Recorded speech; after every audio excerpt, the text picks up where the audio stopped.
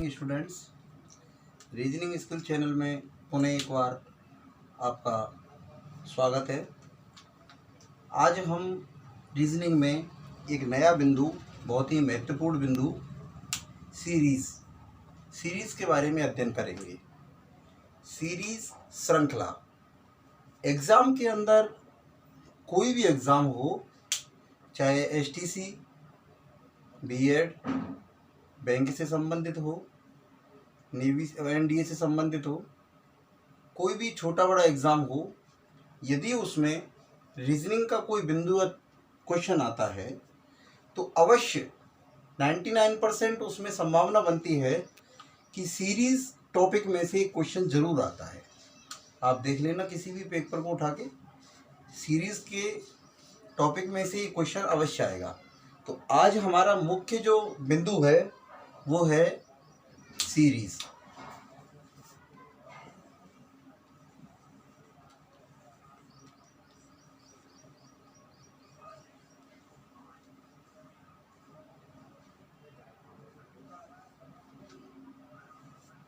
श्रृंखला। सामान्य तौर पे आप जानते हो सीरीज होती क्या है। सीरीज जानते हो, एक क्रम है, एक क्रम होता है, लेकिन एक व्यवस्थित क्रम होता है, क्योंकि परीक्षा के अंतर्गत क्रम को व्यवस्थित ढंग से देखा जाता है। स्टेप बाय स्टेप होना चाहिए। क्रम में किसी भी प्रकार का कोई बीच में कट नहीं होना चाहिए। जैसे मैं एक सामान्य तौर पे आपको समझाऊं, ये रेल की पटरी है, ये भी एक सीरीज के अंतर्गत आती है। यदि ये कंटिन्यू चल रही है, सीधी चल रही है एकदम, तो ये सीरीज ही है। इसके साथ में एक और है, ये भी सीरीज है, मतलब व्यवस्थित है। सीरीज का मुख्य मतलब है व्यवस्थित, व्यवस्था है इसकी। अच्छा, लेकिन हमारी रीजनिंग में सीरीज का क्या मतलब होता है? रीजनिंग में सीरीज का मतलब एक ऐसी व्यवस्था, एक ऐसी वर्ड की व्यवस्था जो कि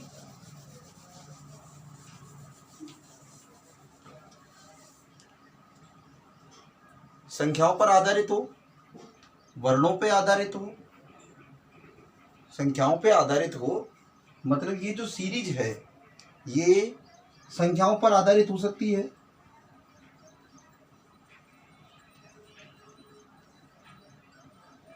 संख्याओं पर आधारित हो सकती है। दूसरी, वर्णों पर आधारित हो सकती है। दूसरी वर्णों पर आधारित हो सकती है। और एक तीसरी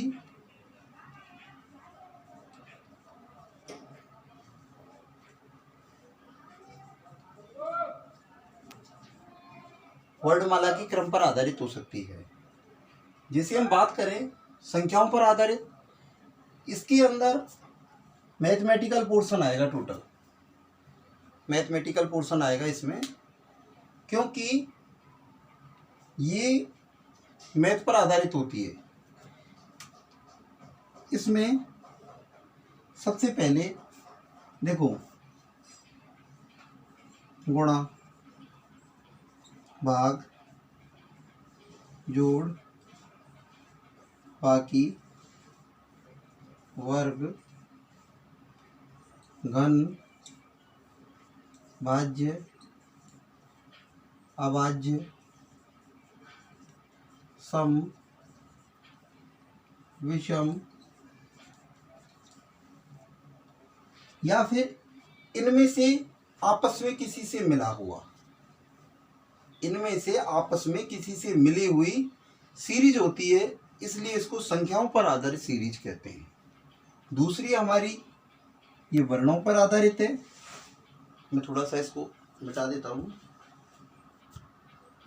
वर्णों पर आधारित श्रृंखला। वर्णों पर आधारित श्रृंखला क्या होती है?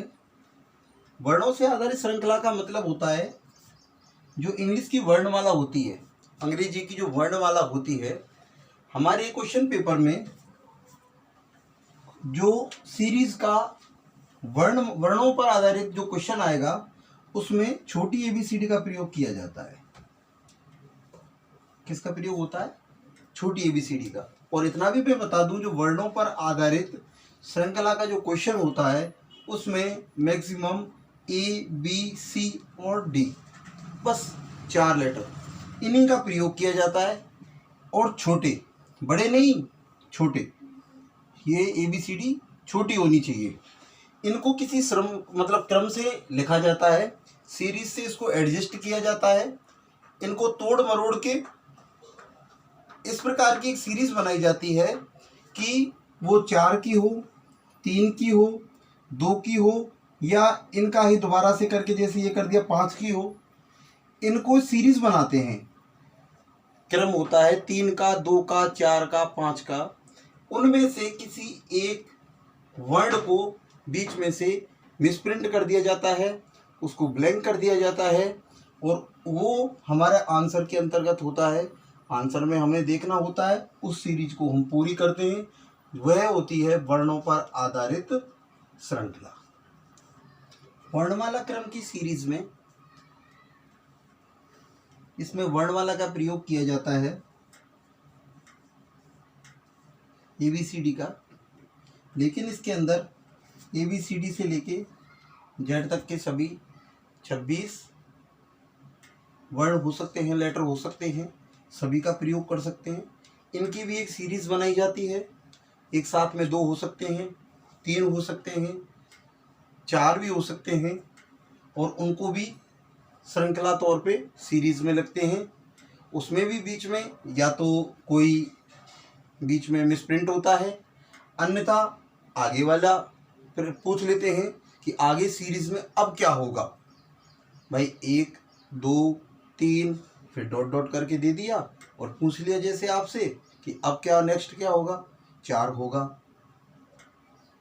जैसे पूछ लिया ABCD डॉट डॉट डॉट, अगला क्या होगा, आपको पता है कि क्रम दे रखा है तो ABCDE होगा। या फिर वर्णों पर आधारित में यदि आपसे दे दिया, वो मैंने बताया था, जिसमें कि छोटे ABCD का प्रयोग किया जाता है। इसके अंदर क्या होता है कि 2 के 3 का 4 का विभाजन किया जाता है, आपस में उनके जोड़े बनाए जाते हैं, और उस जोड़े से या तो बीच का पूछ लेता है या फिर आगे का क्रम पूछ लेता है। मुख्य रूप से इसमें आपको बस ये ध्यान रखना है कि ये जो श्रृंखला है हमारा जो क्वेश्चन पेपर में जो क्वेश्चन आएगा और जो श्रृंखला से संबंधित होगा वह 3 प्रकार से ही आएगा: संख्याओं पर आधारित, वर्णों पर आधारित और वर्णमाला पर आधारित। संख्याओं पर आधारित क्वेश्चन इन एग्जाम्पल की मदद से हम देखते हैं किस प्रकार से आते हैं। ये एग्जाम्पल हैं और ये सभी मैथमेटिकल पोर्शन पर डिपेंड करते हैं। देखते हैं किस किस आधार पे हैं। जिसे देखा हमने पहला, आपको एक सीरीज दे रखी है, मैंने इसके विकल्प नहीं दिए हैं, किसी के भी विकल्प की ज़रूरत नहीं है। इसमें विकल्प स्वतः ही अपने आप निकल के आ जाता है, क्योंकि मैंने इसमें क्रम में केवल आगे आगे वाला पूछा है कि आगे वाला क्या होगा, क्योंकि सीरीज़ पूरी करनी है। सीरीज़ में आपको बता दूं मैं इतना, सीरीज़ में 4, मैंने पहले भी कहा था, 5, 6 या बीच में ब्लैंक्स हो सकता है, चाहे 4 हो सीरीज़ में। इसमें 5 है, 1, 2, 3, 4, 5, छठा पूछा है। हो सकता है कि 7वां पूछ ले, हो सकता है कि पहला पूछ ले, हो सकता है कि चौथा पूछ ले, कुछ भी हो सकता है। ब्लैंक्स कहीं से भी हो सकता है, फर्स्ट भी हो सकता है, लास्ट भी हो सकता है, बीच में से भी हो सकता है, पहला भी हो सकता है, दूसरा भी, लास्ट, सब कुछ संभव है। लेकिन सीरीज पूरी करनी है आपको। तो फर्स्ट की तरफ, पहले को एग्जाम्पल की तरफ नज़र करते हैं। 1, 4, 9, 16, 25। आप ये जानते हो अच्छी तरह, ये सभी वर्ग पर आधारित है। वर्ग पर, ये 1 का वर्ग, ये 2 का वर्ग, ये 3 का वर्ग, 4 का वर्ग, 5 का वर्ग। 1 का वर्ग 1, 2 का वर्ग 4, 3 का वर्ग, वर्ग तो आप सभी जानते हो ना, उसी संख्या का उसी संख्या से गुणा वर्ग कहलाता है। जैसे 3 का वर्ग है 3 × 3 = 9, ये वर्ग होता है। 4 का वर्ग 16, 5 का वर्ग 25। सीरीज को पूरा करना है आगे का पूछा है, इसका मतलब डॉट डॉट दे रखा है, 6 का वर्ग होगा, 6 का वर्ग 36 होता है। ये आपका आंसर हो गया। नेक्स्ट क्वेश्चन की तरफ देखें। दूसरा जो हमने एग्जाम्पल लिया है 1, 8, 27, 64, 125, आगे वाली क्या होगी। दूसरा मैंने आपको बताया था घन से संबंधित। घन क्या होता है, जिस प्रकार से वर्ग में गुणा 2 का होता है ए स्क्वायर होता है, इसी प्रकार से ये ए क्यूब होता है। जैसे 3 का ही इसमें उदाहरण लिया तो मैं 3 का इधर ले रहा हूँ, 3 इंटू 3 इंटू 3, 3 गुणा 3 गुणा 3, 27, 27। देखें, ये 1 का क्यूब, ये 2 का क्यूब, ये 3 का क्यूब, ये 4 का क्यूब, ये 5 का। 1 का क्यूब 1 होता है, 2 का 8, 3 का 27, 4 का 64, 5 का 125। आपको इधर 6 का दिखना है, 6 का क्या होता है, वो इसका आंसर होगा। That simple. नेक्स्ट देखिए तीसरा क्वेश्चन। एग्जाम्पल है आपका, ये दे रखा है 1, 3, 5, 7, 9। ये सभी जो भी संख्याएं दे रखी हैं आपको, ये देखनी है आपको ये किस प्रकार की संख्या है, कौन से नियम के अंतर्गत ये आती हैं। ये सभी संख्याएं विषम हैं। ये क्या है, विषम संख्याएं 1, 3, 5, 7, 9। नेक्स्ट होगी 11 आंसर। नेक्स्ट एग्जाम्पल चौथा देखें। 2, 4, 6, 8, 10, 12 ये सम संख्याएं हैं। सम संख्याओं के अंतर्गत अगली वाली सीरीज में जो आंसर आएगा वो होगा। ठीक है, इसके बाद में लास्ट कुछ ये अलग प्रकार की सीरीज है। आपको इतना बता दूं मैं, इस सीरीज में ज़्यादातर अधिकतर मैंने देखा है क्वेश्चन पेपर में ये ज़्यादातर आते हैं, क्योंकि इसको देखने के बाद में ऐसा लगता है यार ये सीरीज क्या होगी, 1, 2, 2, 4, 8, 32। कुछ समझ में नहीं आ रही, ना लग रहा है वर्ग है, ना घन है, ना विषम है, ना सम है, कुछ झोल सा समझ में नहीं आ रहा है, और सीरीज भी मालूम नहीं चल रही है किस प्रकार की है।